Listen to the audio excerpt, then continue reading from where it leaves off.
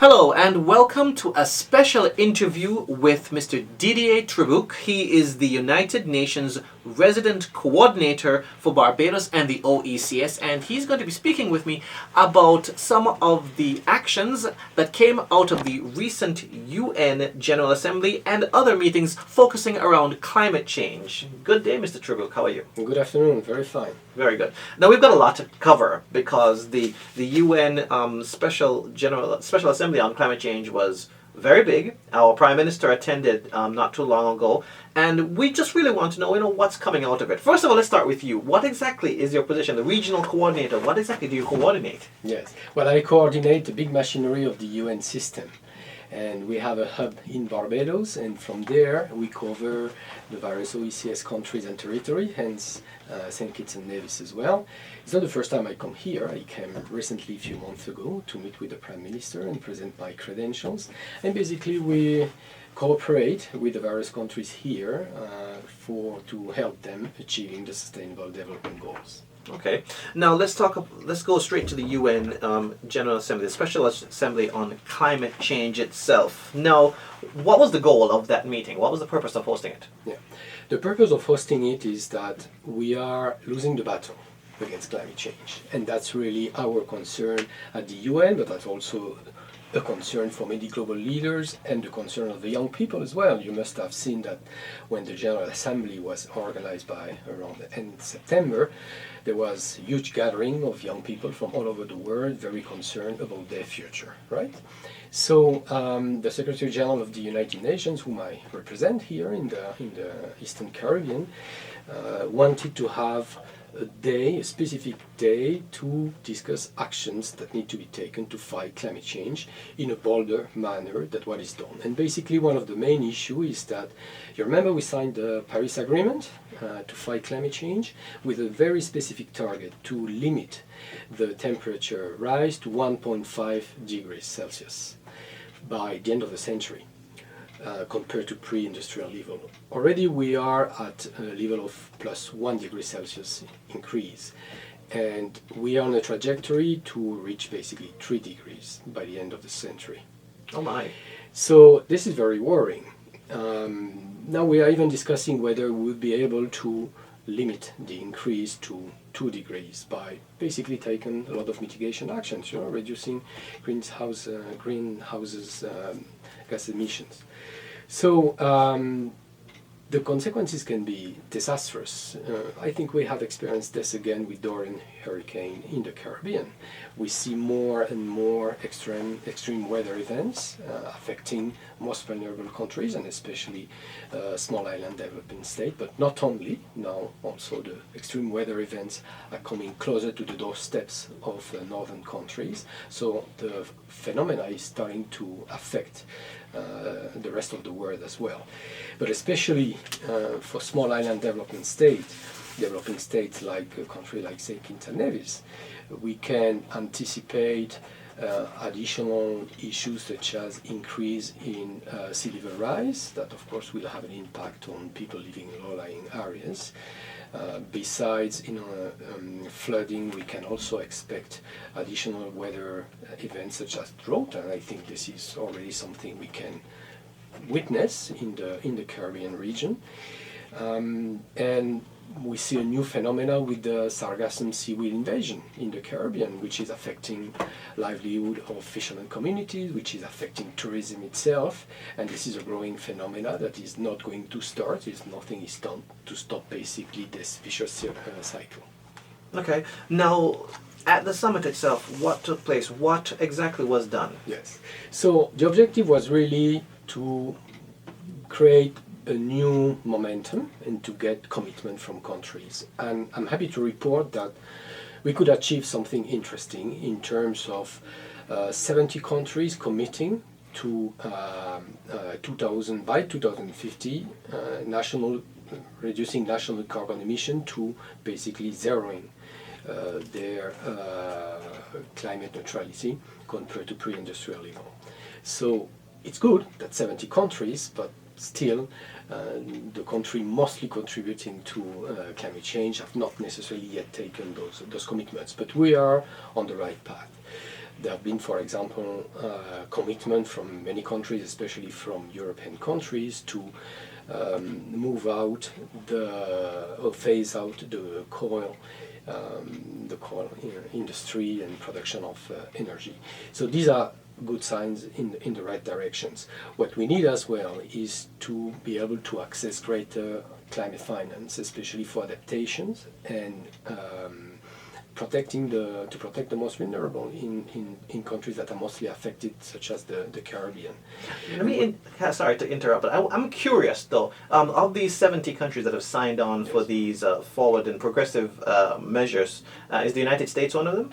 The United States have taken, indeed, some of those measures, but I mean we have to see that national government takes measures, then business sector takes measures, then cities takes measures. There is a group, for example, of C40 with the 100 main cities around the world that have also taken those commitments on their own, based on their own governance mechanism. So that's why I'm able to say that there is really a great momentum that has been created around since the signature actually of the Paris Agreement in 2015, and again with this climate summit. But that's not the only thing that has been done. I was mentioning climate finance. That's important because one of the main concerns, especially of Caribbean countries, is that they do not have enough fiscal space, they do not have enough access to resources, basically to adapt to the immediate consequences of climate change. So for example, 12 countries have committed to double their contribution. So we're talking about a range of $5 to $7 billion. So this is a lot of money that can be accessed basically to implement projects such as reinforcing roofs, building more resilience in terms of being more resilient to hurricanes, but also being able to the finance one. So the additional resources that are being put at the disposal of the most vulnerable countries will, for example, enable those countries to invest in infrastructure, to build some additional resilience, to create, for example, social protection mechanisms so that the coverage is increased and those that are most at risk can benefit from immediate support and safety net whenever a disaster occurs, for example. But you can also do with those type of projects some vulnerability mapping so that you identify where there are mostly pockets of poverty or additional vulnerability, work with disabled people, work with elderly people, work with children as well, so that there are appropriate children protection measures in place. So this is basically a wide strategy that has to be put in place under specific policy frameworks. And I must report that the Caribbean is really leading by example. The Caribbean was very vocal in the Climate Action Summit. I think their voice has been heard, and that was needed, and that was extremely useful. Especially Prime Minister Harris was one of the leaders that really mentioned that the seats in the Caribbean were on the front line of a war that we didn't start, but we are really, and we didn't want, but we have to deal with the consequences. So that's really a matter of survival, if I can use his own words. And I think that the challenge is really posed in those words and in that dimension. So I think that there is an increasing commitment from the international community, and the role of the United Nations here is really to support Caribbean countries to build their resilience, to also put into practice measures that can also reduce their own emissions of greenhouse gases, even though the contribution is very minimal. Again, the Caribbean countries have taken steps to reduce their own contribution to the global warming phenomenon. Now, you mentioned earlier that, like you said, 70 countries have put their commitment to taking steps. But will there be any follow-up to ensure that these countries are sticking to their word? Oh yes, absolutely. We call this the nationally determined contribution. This is specifically a percentage of reduction that is going to be monitored year after year. So there is mechanisms that enable us as a global community to monitor this. That is why also every year we have a General Assembly, and we have the UN, what we call the Conference of the Parties on Climate Change, that review on a yearly basis the evolution of the commitments, we're calling for additional commitments, so we expect more and more countries to come with additional plans, but I think that's already a good start, and that's our role, that's our mandate as the United Nations, to bring various countries together precisely to monitor those commitments that are really put into effect. But it's the responsibility of the member states, of the countries themselves, to take actions. But it's not only the responsibility, I must say, of government. It's the responsibility of all of us. Business sector also, they have a really huge responsibility. Especially, I can mention all the type of commitments. The world's largest asset owner, representing $2 trillion. They have made a pledge for full carbon neutral investment from now on. So, when you add up all those different commitments, it can really make a difference. But in the end, you, me, your family, we can also take our own actions in terms of the type of energy we want to use, how we want to recycle our waste, etc. There are many things on our day-to-day that we need to think of in order to change our pattern of consumptions, not reducing our, I would say, living status, but really reducing our own footprint on our planet Earth is going to be paramount for each and every citizen.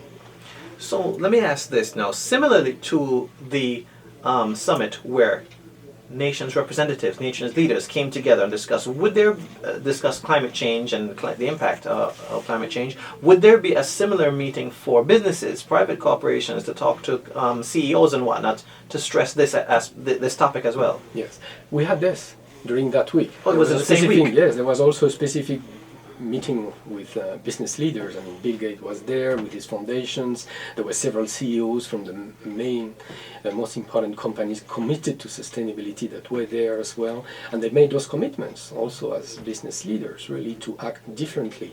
We have at the United Nations what we call the Global Compact. This is a mechanism where multinationals, local companies, basically are members of principles for increasing their sustainability, mainstreaming sustainability in their own businesses and reducing their own footprints. So this is really gaining a huge momentum as well, and I can tell you that green economy is a market in itself.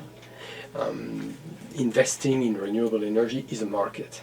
So business sector understood that very well, and investments are starting to flow in that regard. So I think we can expect a lot of interesting results also from the business sector in the years to come.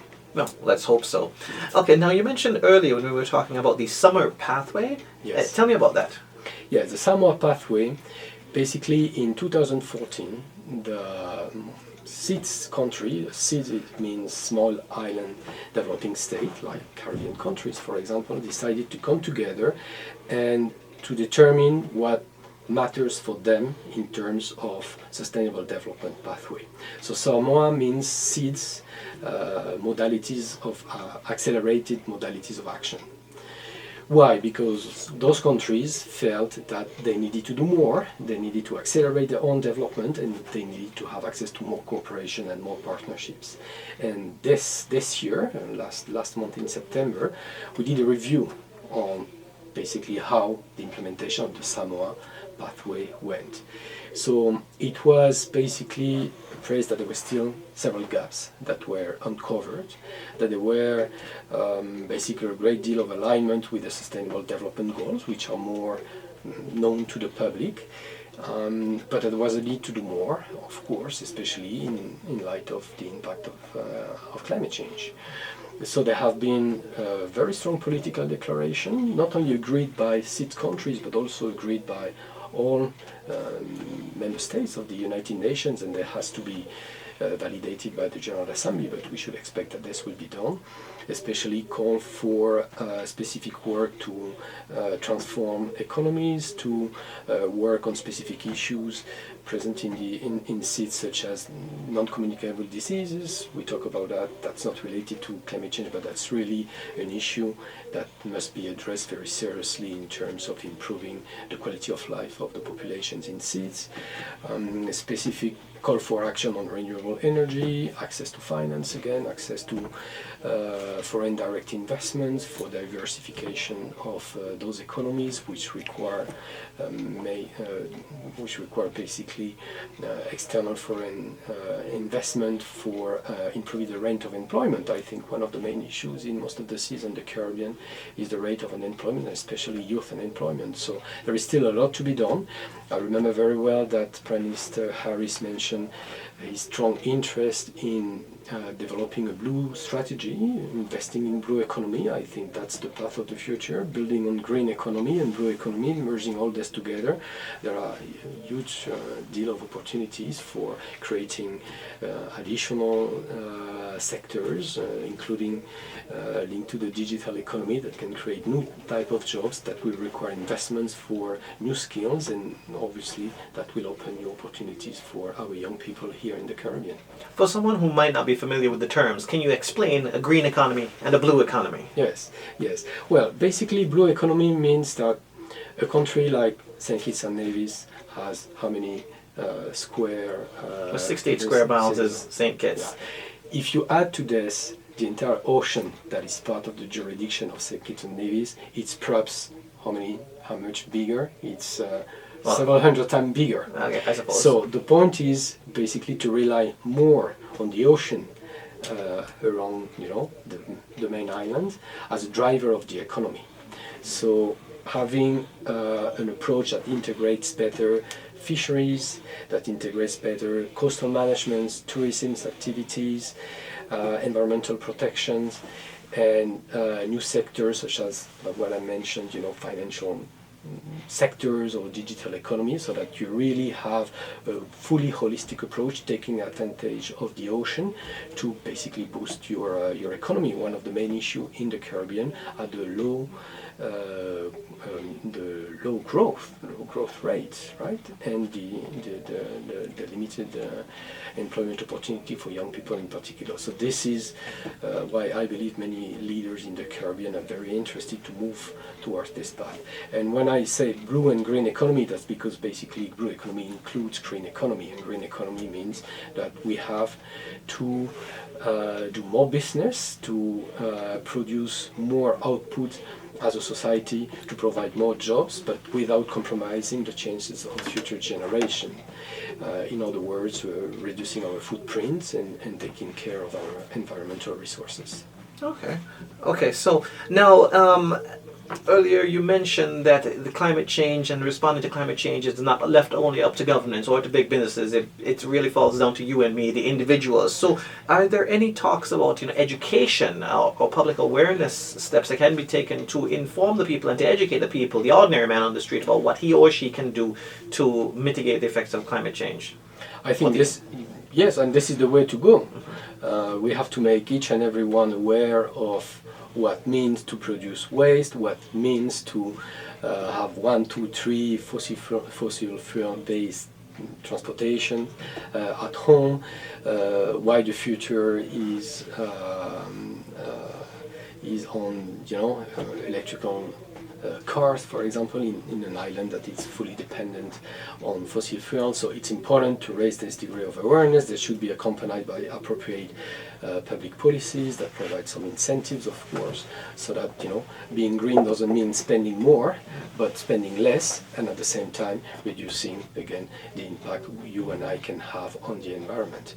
So I think it's important, yes, to have a lot of awareness, and it's important our awareness activity. It's important to work with young people, because if we're losing the battle on climate change, we're winning the battle on awareness. People are getting more and more aware of the need to change. That's very clear. And this change is coming from the youth. So I think we should surf on this wave, because that's a great opportunity for all of us to make a difference in this world.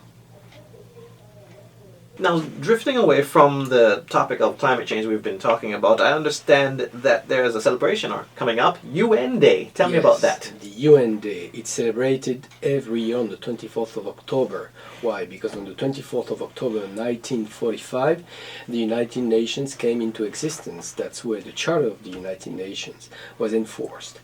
And this year we'll celebrate the 74th anniversary, and next year it's going to be actually a bigger anniversary, the 75th anniversary. So we are on the path to celebrate a big milestone. But what I would like to say this year is that we're going to celebrate the values of the United Nations, and the three pillars of the Charter of the United Nations. It's important to understand what we do as well, because the three pillars are peace and security, and you know that we have a lot of peacekeeping missions, for example, all over the world, human rights and development, and this is what we have been talking today, especially how to support countries in their own development agenda.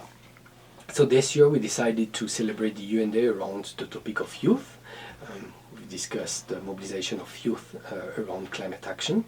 So we'll have a first activity at the Universities of West Indies campus in Barbados, and we'll hear from youth what are their perspective about the sustainable development goals. We have 17 sustainable development goals, such as eradicate extreme poverty, ensuring gender equality, among many others. And we'll hear from them what are their thoughts, what are their dreams, what are their visions, and we'll do sort of challenge, word-spoken challenge and contest around that. Oh, a spoken word challenge, okay. Yeah, exactly. Okay, nice. So, how do you respond to persons who are still climate change deniers, that that it's not a thing? Well, I think there are enough scientific evidence that proves that the impact of climate change is greater those days, that the impact of climate change is real, and I think that you and I living in the Caribbean are living it. This is as simple as this. Look what happened with Irma and Maria in 2017. This frequency of extreme weather event is greater now than what it was 20 years ago. We had Dorian again this year. We can see additional drought happening in many countries, including here in the Caribbean itself. We can also see the invasion of sargassum seaweed. That's a new phenomenon. It's a combination of increase of temperature of the oceans together with marine pollution.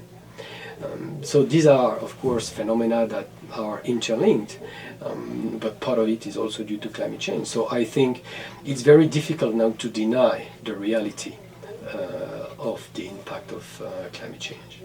Okay. So welcome to St. Kitts once again. You're here in St. Kitts Nevis right now. What have you been doing, and who are you meeting with? Any officials while here? Yes, well, tomorrow I'll meet with Honorable Deputy Prime Minister and Minister of Education. Today I had an opportunity to meet with Permanent Secretary of the Ministry of Foreign Affairs. I'll meet with civil society representatives today as well. It's important to hear the voices of both national authorities and all segments of the society of what are the challenges and what are the support they require, because really the United Nations development system through our various agencies, and you know some of them very well, UNDP, UNICEF, PAHO for Health, FAO for Agriculture, and there are many more. We're here to cooperate with the country, with the people, so that we can respond to your specific priorities and needs. So the purpose of my visit here is to have those meetings to discuss how we can cover the gaps that are not covered, because a lot of is being done again, as I mentioned, and there are really public measures that are really in favor of sustainable development, and we're really happy to see this, and in whatever sense if we can further help, especially on blue economy, given the interest of the Prime Minister to move forward with a blue strategy in the country, we'll be there and happy to serve. I want to jump back a little to something you mentioned earlier about going green does not necessarily mean spending more. Do you find that there is that perception that in order to become more sustainable, more environmentally friendly and focus on a green economy, that you have to invest a large amount of money, and some small countries just don't have that kind of capital? Yes. It is true, especially in the Caribbean, where you have limited fiscal base, when you have the issue of indebtedness. Countries are left with limited capacities to invest on what they have to do to adapt to the climate change, for example, to simply invest in education, in infrastructure, in health to ensure universal health coverage. So we have to find ways with new financing mechanisms and alternative financing and wider range of partnerships precisely to free up debt, and we have some proposals on this, so that the countries themselves can really allocate the national resources and domestic resources with additional support from the international community on what matters most. Basically, again, protecting the most vulnerable and ensuring the development of the country has, I think St. Kitts have done very well, and it's close to a high income status, so you're lucky to live in this beautiful island. And of course, like all countries, there's still a few things that need to be done, and that's why we're here as well as United Nations to support all those efforts. Which brings me, well, you mentioned that we are almost a high status country, but I know the Prime Minister has stated in numerous international fora that our GDP tends to make us ineligible for some financial assistance. Do you feel that there needs to be a revamping of the criteria so that small countries who are most vulnerable to the impacts of climate change can get access to funds and not be hampered by their GDP? Yes. We fully support this, including Secretary General Antonio Guterres was in St. Lucia in the region in July, and he reiterated the need to change this, and that is one of the outcomes, for example, of the famous SAMOA Pathway summit in New York. In the political declaration, there is now an agreement, and we're very happy of this, that the measurement of those criteria will include vulnerability criteria, or including, for example, indebtedness criteria, so that, countries that graduate somehow are not penalized because of this graduation. And the penalization can be very strong actually, because it can impact on access to preferential trade agreements, can impact on access to concessional funding, amongst many others. But that's only one part of the equation, and I think we're solving at the moment. The other part of the equation really is to seek alternative financing, wider partnerships, working with the private sector. We have not discussed this too much, but public-private partnerships is also very, very important, and given the commitment of the business sector that is really growing, and seeing the green economy as an opportunity for investment, this is also a great opportunity for the Caribbean too. Okay. Well, we're almost out of time, so I would like to ask, what's next? So we've had the Climate Change Assembly, and well, you're here giving us an update. What is the next step as we try to tackle the impact of climate change and how small island developing states are being impacted? Well, now we have to put into practice and into operations all those decisions. I think the most immediate action that we have to take is really to implement actions to build greater resilience.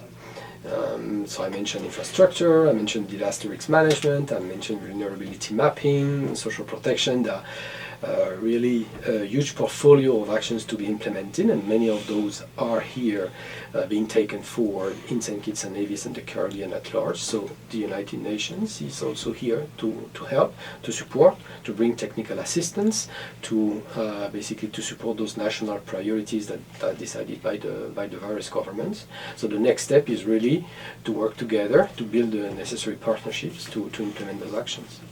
All right. Well, thank you very much for joining us here at ZIZ and for informing us. It's been very informative speaking with you. Thank you, Jason. It was a pleasure, and thank you for the invitation. It's my pleasure. I've been speaking with Mr. Didier Trebucq. He is the United Nations Resident Coordinator responsible for Barbados and the OECS, and we've been talking about what came out of the recent UN Special Summit on Climate Change and all topics related. For ZIZ TV, I'm Jason Davis.